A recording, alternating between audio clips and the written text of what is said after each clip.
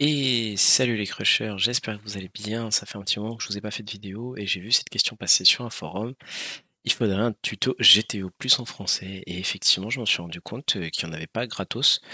Il y en a un sur Poker Academy mais qui demande forcément un abonnement et sinon c'est en anglais donc pour les anglophones, les non-anglophones plutôt, ça marchera pas. Donc je vous propose un petit tuto tout de suite, ne perdons pas de temps.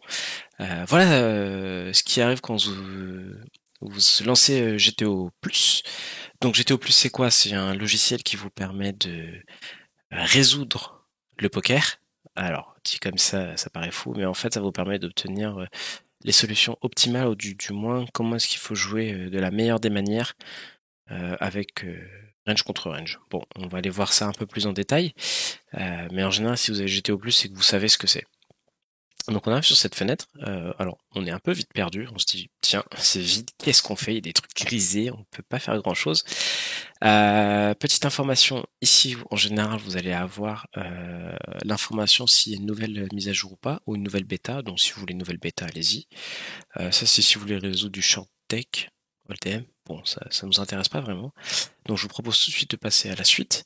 Alors ici vous avez l'onglet File, où vous avez donc la possibilité d'ouvrir non, d'ouvrir un nouveau fichier, oui effectivement, de les sauvegarder. Et ensuite ce qui est intéressant, c'est une nouvelle fonctionnalité que je viens de découvrir, c'est qu'en fait lorsque vous aurez l'occasion de lancer plein de simulations, eh bien on pourra ouvrir que des arbres en particulier. Alors vu que là j'en ai pas encore parlé, je vais pas tout de suite vous montrer ce que c'est.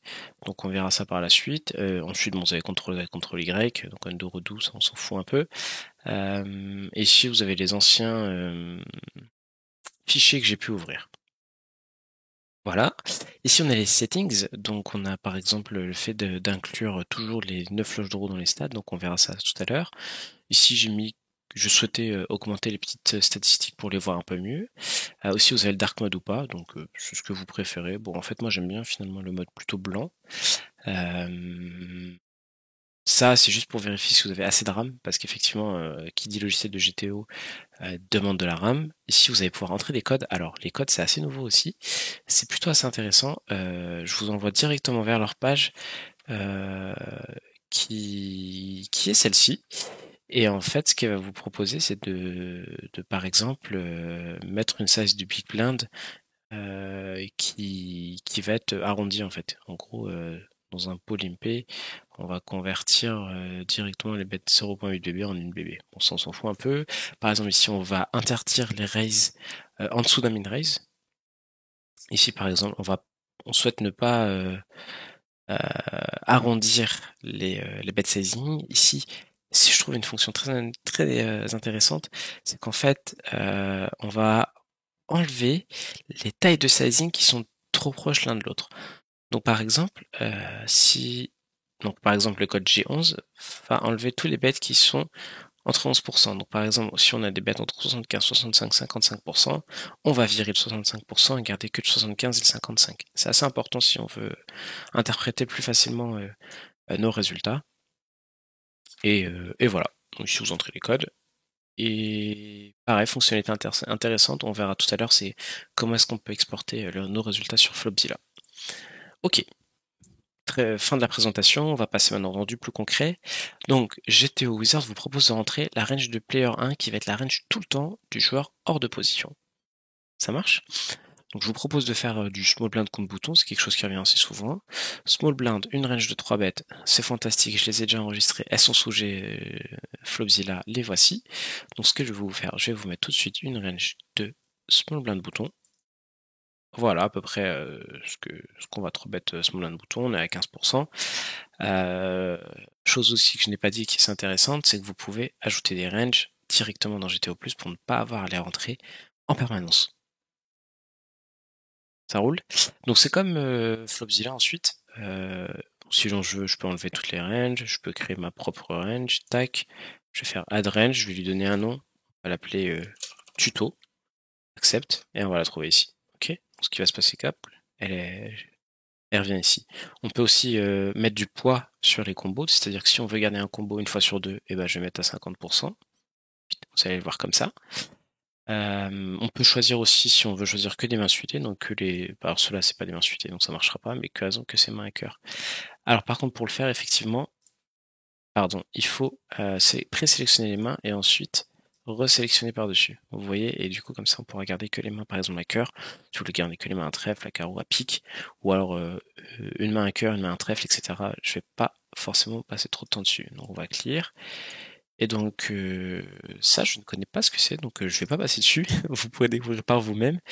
Je pense pas que ce soit hyper intéressant. Bref, on va clear, on va repartir sur notre range. Celle-là, donc je fais la delete. Notre range small blind bouton. Mais encore une fois, vous pouvez aussi importer les ranges que vous avez sur Flopzilla, ici, dans GTO+, et ça c'est génial. Je sais pas si ça vous intéresse, ça va peut-être prendre un peu de temps, et vu que je me souviens pas très bien et que j'ai pas envie de faire du montage, on va pas faire ça. Donc voilà, on a notre range en deux positions, on a la range de boutons, donc Open Call IP bouton, ça va ressembler à ça, et oui, c'est une range assez tight, c'est normal, c'est ma range que j'ai configurée lorsque je jouais plutôt NL25 et NL50. Donc on va rester assez tight, voilà, des mains qui ont 4 bêtes que j'ai pas mis. J'en ai As Valet, As 10, donc effectivement c'est pas intéressant puisqu'on nous faut une range de call, mais en tout cas voilà, on a mis les deux ranges. Et ensuite on va rentrer le board. Donc, soit on met un board qu'on connaît parce qu'on veut review une main, soit on va cliquer sur random. Donc random ça me va très bien, on va aller voir un board au pif, et on fait build tree. Ok, donc on arrive sur ces fenêtres, on se demande, ok, qu'est-ce qui se passe? Je comprends pas grand chose. Donc, on va d'abord rentrer les stacks effectifs, le pot et le rake. Donc effectivement, le pot, bon, bah, il va commencer à être assez conséquent. En général, quand on open le bouton, c'est 2 blindes et demi ou 3 blindes. Small blind va nous 4 bêtes. 3 bêtes, pardon, 4x, et ensuite bébé va souvent fold et donc nous donner sa big blind. Donc, imaginons j'open 2,5. Small blind me 3 bêtes 3x, ça fait 10 blindes, et bébé fold. Et moi je call. Donc on a tous les deux investi 10 blindes, donc ça fait 20 blindes, et on ajoute la big blind, ça fait 21 blindes. Imaginons qu'on commence à 100 blindes deep, que small blind a 3 bêtes à 10 blindes, bah en fait il va nous rester 90 blindes à derrière. Donc c'est le stack effectif, hein, donc c'est le plus petit stack des deux quand vous arrivez au flop. C'est cette valeur-là qu'il faudra mettre. Donc là, vu qu'on veut simuler une situation récurrente, on va partir d'un coup standard à 100 blindes. On va mettre du rake. Bah écoutez, je vous propose du avec du rake à 5%. Ça par contre, je ne sais pas trop à quoi ça sert. Puis le cap du rake, je vais le laisser à 3, même s'il me semble que ça tourne autour de 3. Voilà, donc là on a mis les informations parce que effectivement hein, la simulation va changer en fonction de si vous êtes plus ou moins profond. Et donc ensuite on va construire l'arbre de décision, donc ça c'est très intéressant. Alors vous avez le basique, je pense que c'est vraiment pas intéressant. Le rebuild, on s'en fout. On va passer directement à l'advance qui est bien plus intéressant. Et donc en fait là, vous avez les settings du genre de position, donc ici notre small blind, et les genres de IP qui va être le bouton. Ça marche? Alors ce qu'on va faire, c'est que ici on va vous demander la taille du sizing de base, on va laisser à 3 quarts. Mais de toute façon, on va utiliser des custom settings. Parce qu'en fait, vous avez plein de petites fenêtres ici qui vont s'ouvrir. Mais donc ce qu'on va faire nous, c'est que vu que small blind et l'agresseur, je vais pas cliquer sur don't donc, même si parce qu'en fait GTO plus pardon, ne sait pas en fait qui est l'agresseur de position ou en position. Donc ce qu'on va faire, si par exemple c'est le joueur en position qui est agressif, eh ben on va cocher don't donc. Ok, ça va nous empêcher dans l'arbre de décision d'avoir du don't bet, parce qu'on veut pas en plus qu'ils prennent le lead alors qu'on est l'agression, ça va rarement arriver quand vous êtes dans du travail du régulier contre régulier. Donc nous ici par contre, notre small blind est l'agresseur, donc on va laisser on va décocher don't puisqu'on veut qu'il s'ébête s'il peut.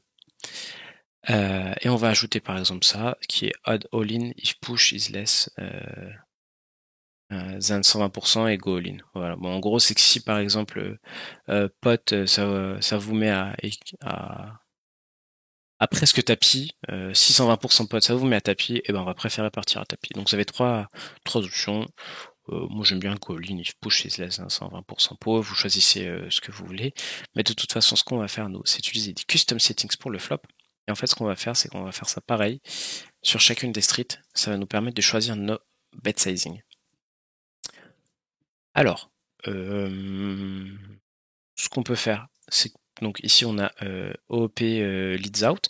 Donc en fait, ça va être les options quand hors de position va prendre l'agression. Donc ici c'est le cas et on veut que soit blind soit en capacité de miser 33% du pot, mais aussi 50% du pot, mais aussi 75% du pot.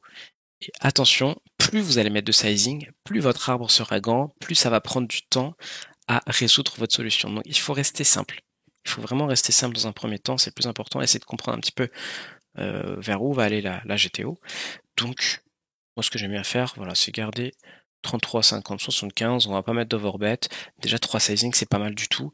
Si vous voulez avoir une stratégie plutôt simple même, j'enlèverai le 50 et je le mettrai en gros 33 pour dire que c'est un bet petit et 75 pour dire que c'est un bet un peu plus grand. Ça roule? Voilà. Et ensuite, ce qui est bien avec notre défaut bet, c'est que le 3 bet, ça va tout le temps être du 75% pour. En gros, si vous remplissez pas ces cases, ça va reprendre le défaut bet qui est ici. Et ici, vous avez le scénario 2 où finalement OOP décide de check, quelle taille de check raise on veut lui mettre. Donc pareil, je vais laisser par défaut, ça m'intéresse pas spécialement. Ça roule? Et ben on va faire pareil pour en position. Et en gros, vous avez les deux scénarios. Quand OOP a décidé de ses bêtes, quel sizing de raise on veut laisser? Bon, bah écoutez, moi je vais laisser 75% pot, je vois pas trop de raise 33%. Voilà, on va pas trop se prendre la tête, on va garder quelque chose de simple. Et si OP a misé, quel sizing on veut utiliser pour remiser? Eh bien écoutez, on va proposer du 33%, on va proposer du 33 et du 75. Vous savez quoi? Je veux pas que ça soit trop élevé. Ensuite, on a les custom settings pour la turn. Donc imaginons la turn, je veux pas avoir de 1 tiers. Donc ce que je veux faire, c'est par exemple mettre 75 et 150% pot. Ça roule. Ici c'est pareil, je me vois très mal bet 1 tiers. Je vais enlever du 1 tiers, je vais mettre 75, 150. Pardon, 50 et voilà. J'ai décidé de changer. Bref, c'est un peu arbitraire. C'est vous qui choisissez. Ça sera à vous ensuite avec votre expérience de faire muse avec les sizing. Et donc en général, le river sur 2 barrels, le river on est à tapis. Et ici je vais laisser aussi. Ça marche? Voilà. Donc une fois qu'on a fait ça, voilà ce qu'on va pouvoir faire. On va pouvoir construire l'arbre et on arrive sur cet arbre, le super arbre. Donc on va aller voir par la suite. Donc il nous dit qu'il est bien fait. Juste, je voulais ajouter une petite précision. Effectivement, dans les sizing, vous pouvez ajouter des lettres. Donc en fait, quand vous mettez un P après la taille du sizing, ça veut dire que on veut utiliser ce sizing que pour un probe. Donc par exemple, c'est quand ça check, et ben nous on veut juste pouvoir probe avec tel ou tel sizing. Si on veut donc, on met un D. Si on veut C bet, on met un C. Bon, moi en général, j'utilise pas trop ces lettres. Ça me sert à pas grand chose. Je laisse ça comme ça. Mais voilà, vous pouvez aussi spécifier quelle action correspond à quel sizing. Et donc maintenant, la partie la plus intéressante, en tout cas la plus importante, ça va être votre arbre de décision qui va voilà, ressembler à ça. Donc quand on clique dessus, on va voir tout ça. Il y a plein d'infos. Pour l'instant, attention, je vous fais attention, on n'a pas résolu la solution. Donc ce que fait la GTO par défaut, c'est qu'il met chaque décision autant de fois qu'il n'y a de décisions possibles. Donc en gros, on fait 25% du temps 75% pour, 25% du temps on fait 50%, 25% du temps on va miser 33% et 25% du temps on va checker.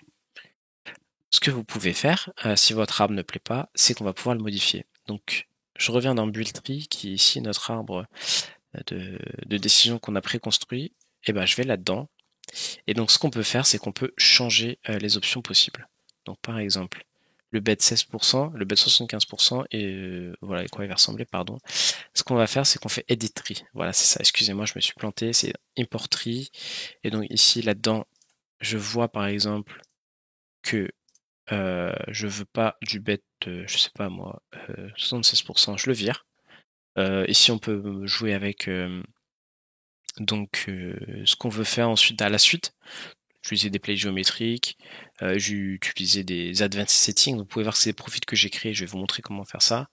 Bon, les plays géométriques, ça m'intéresse pas spécialement, donc je vais laisser current tree. Ok, donc vous avez vu que j'ai enlevé le 75% pour enlever une décision en moins, et donc vous voyez que mon arbre rétrécit. Et donc vous voyez qu'à chaque fois, dès que vous ajoutez une décision en plus ici, ça va impacter tout le reste et ça va être beaucoup plus long. Vous avez mis un petit indicateur sympa, c'est la mémoire dont vous avez besoin pour solve. 238 mégabits en général, ça va. Ce qu'on peut faire ici, c'est que ce qui est bien aussi, c'est qu'on peut enlever tout le bet hors de position, donc le flop turn river, et vous voyez, mon arbre se simplifie. En gros, j'empêche hors de position de miser. Voilà, et ensuite, bon, je peux faire accepter les changements ou pas. Moi, je vais réimporte le tree pour ne pas faire de modification, parce que c'est comme ça que je veux résoudre ma solution. Voilà, puis après, vous voulez mettre des couleurs à vos actions. Je m'en fous. Ça, on s'en fout carrément. Donc voilà, si vous voulez faire mumuse avec votre arbre, c'est ici qu'on va faire ça. Ok. Donc on revient à un build tree. Ce qui est bien, c'est que je peux enregistrer ces settings pour pas à chaque fois le refaire, parce que il y a des scénarios qui reviennent un peu plus souvent. Donc par exemple bébé bouton en SRP. J'ai déjà préconfiguré l'interdiction du donk au flop, parce que Big Blind en fait est défenseur, et du coup je veux pas devoir qu'il donk au flop, parce que très peu de personnes le font et ce sont des stratégies difficiles à compliquer, ça va complexifier mon arbre et ce n'est pas ce qu'on veut. Ici c'est par exemple IP 3 bêtes, bon en gros c'est un bouton cutoff, bouton hijack, bouton UTG, donc c'est bouton l'agresseur. Par exemple ici par contre ça va être hors de position qui va être l'agresseur, et c'est surtout en général les blindes contre le bouton. Et ici en plus par exemple j'ai mis du BVB en SRP, et puis ici j'ai mis du full, ça va avec des settings avec un peu plus de sizing. Voilà, ça nous intéresse pas, mais en tout cas, si vous voulez enregistrer ce qu'on vient de faire, on peut faire edit profil et on peut faire add current, on va l'appeler tuto. On va accepter, et on va le retrouver ici. Vous voyez? Et du coup, donc si par exemple je passe sur un autre bébé bouton SRP, mes settings ont changé. Je reprends le tuto, et on revient avec nos settings ici. Ok, je refais build tree pour être sûr que c'est bon. Donc maintenant qu'on a les advanced, ça on s'en fout les LHE, close, on a notre arbre, ça je m'en fous. Ça pour l'instant c'est pas bon, et on va revenir dans build tree, on va vérifier que tout ça est bon, et en fait on peut faire run solver. Maintenant deux options possibles. Ici on a mis un board, donc c'est le single tree, et on peut choisir la différence de V. Plus vous choisissez une différence de V petite, plus ça va mettre du temps à résoudre, mais plus ce sera précis. Bon, en général à 0,5 déjà c'est pas mal du tout. Ici vous avez le nombre de cœurs que vous pouvez utiliser pour résoudre votre solution. 12 c'est déjà très bien, et je vous propose de laisser extensive storage. En gros ça va vraiment stocker toute la data de turn, et vous n'avez pas besoin de recalculer, comme ça vous permet vraiment d'explorer l'arbre de fond en comble. Et ici vous avez la database mode, qui est vraiment un mode très très très intéressant, puisqu'en fait ce qu'on va pouvoir faire c'est activer le database mode, et en fait par exemple je peux décider d'ajouter X random flops. Imaginons que je veux solve ça pour 10 flops au hasard, tac, voilà mes flops. Et en gros, ce que va faire GTO+, c'est qu'il va résoudre tous ces flops, et je vais pouvoir aller voir ensuite les solutions. Ce que je peux faire, c'est ajouter des flops moi-même. Donc 10, 10, 10, ça va pas marcher parce que j'ai pas précisé les couleurs. Donc imaginons que je mets 10 spade, 10 diamond, 10 clubs.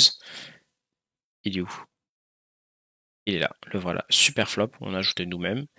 On peut ajouter notre arbre, donc c'est ce qu'on vient de faire. On peut changer tous les flops, tout. Alors ça, je sais pas du tout ce que c'est. Imaginons que je mette As roi, pardon, As spade, roi D, turn D. Ah ok, ça met tous mes flops comme ça, et je comprends pas trop l'intérêt. Bon, c'était un peu nul. Bon, voilà, on peut update all range. Je sais pas qu'est-ce que je viens de faire. Là pour le coup, je referai pas ça. Si on rebuild la database, on part du current tree. Bon, ça en vrai on s'en fout un peu, parce qu'en fait moi ce que je trouve le plus important, c'est cette configuration, c'est le import flops from file. Et en fait, ce qu'il y a dans GTO+, c'est qu'il a enregistré un nombre de flops spécifique qui va représenter à peu près tout le jeu. C'est ce qu'on appelle les subsets. Je vais vous montrer ça tout de suite. On va taper subset GTO+. Et donc en fait, ce que ça vous explique, c'est que au Poker Hold'em, on a 1755 possibles flops, sauf qu'en fait, quand vous allez résoudre une solution, on va pas faire ça sur les 1755 flops, parce que c'est trop long, ça nous intéresse pas. Et du coup, en fait, GTO+, il nous offre différentes tailles de subsets, et donc en fonction du subset, on va représenter de plus en plus de solutions. Et donc voici les tailles de subsets possibles. Ça part de 15 jusqu'à 163, et en fait, ici, vous avez un graphe des erreurs par main en fonction du subset. Et on peut voir que les erreurs diminuent au fur et à mesure que le subset augmente, ce qui est tout à fait logique. Donc moi ce que j'ai choisi c'est quelque chose par ici, je trouvais ça assez équilibré, le 55, mais maintenant si vous n'avez pas le temps, vous pouvez prendre le 15. Ça roule, et en fait vous voyez, quand je mets import from file, je mets 55, tac, et en fait vous voyez que c'est des subsets, et voilà tous mes flops différents à étudier. C'est pas mal, hein. Voilà, et ensuite je peux dire give up tout ça après tant de minutes si jamais ça marche toujours pas.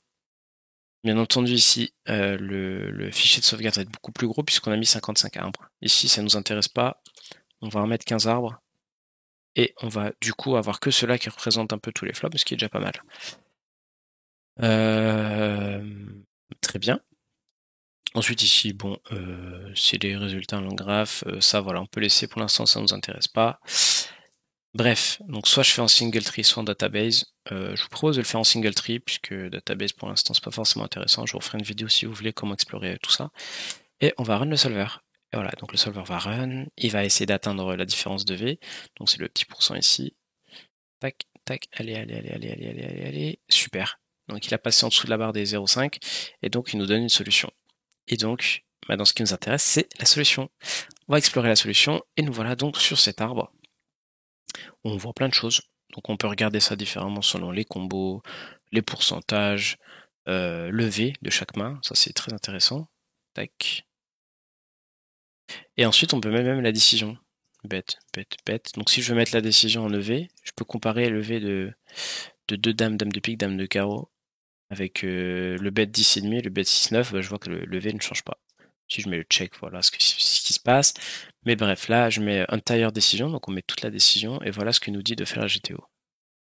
C'est horrible. Vous voyez, hein, on check 30% du temps, on bête un peu un tiers, on bête un peu 50%, on va muser un petit peu moins du temps gros.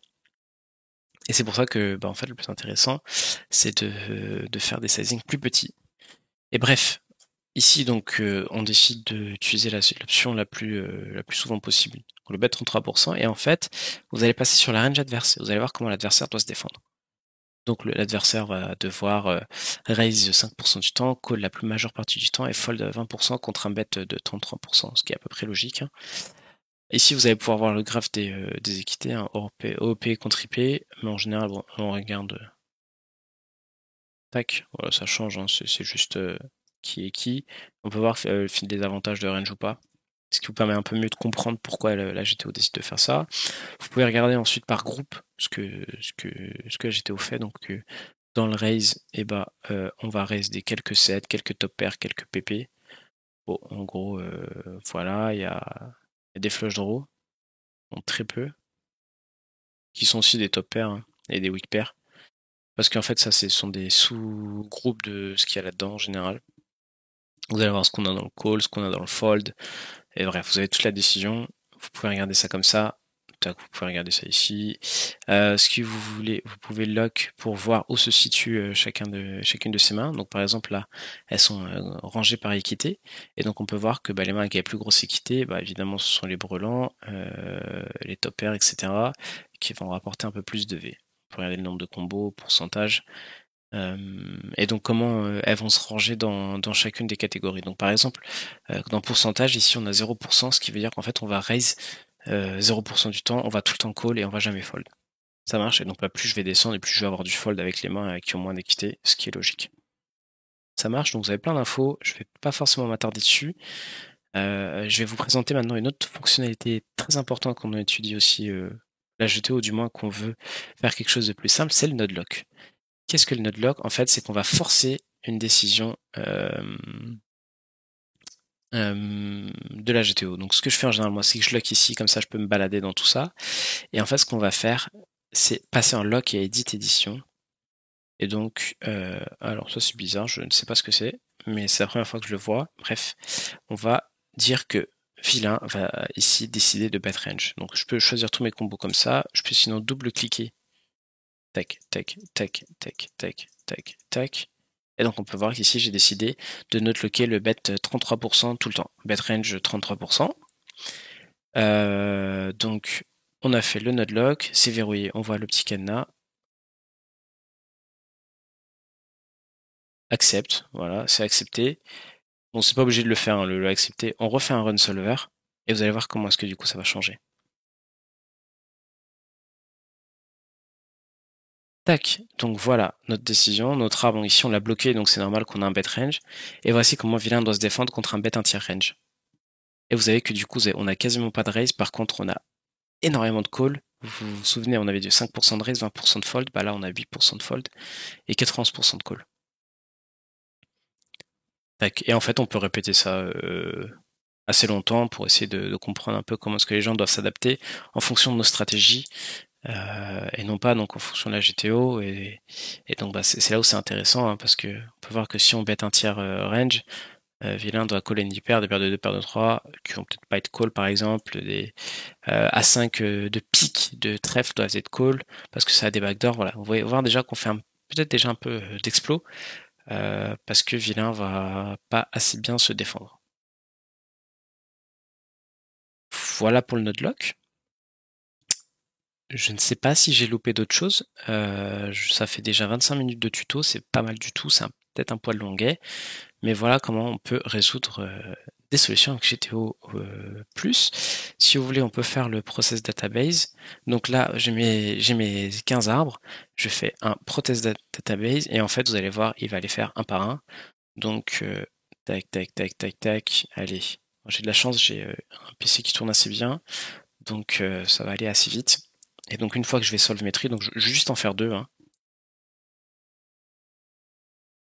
Voilà, celui-là, il est un peu plus long.